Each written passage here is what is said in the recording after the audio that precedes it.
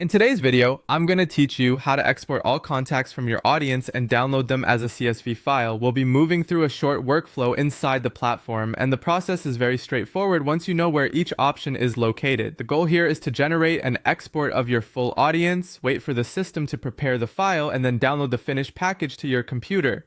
To begin, go to the audience section of your account and select all contacts. This area displays the full list of contacts currently stored in your audience, and it's the starting point for creating a complete export.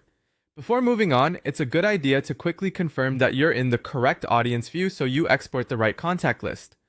Once you're on the All Contacts page, look to the top Action Dashboard area and click the Export Audience toggle or action element.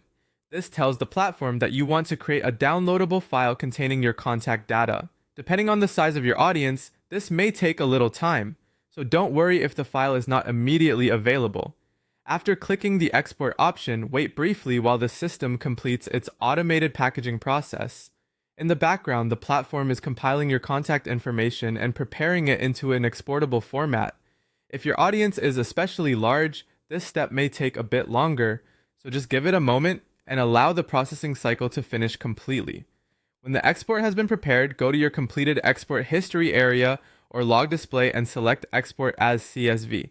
This is the format you'll want if you plan to open the file in spreadsheet software, review contact records, or import the data into another tool that supports CSV files.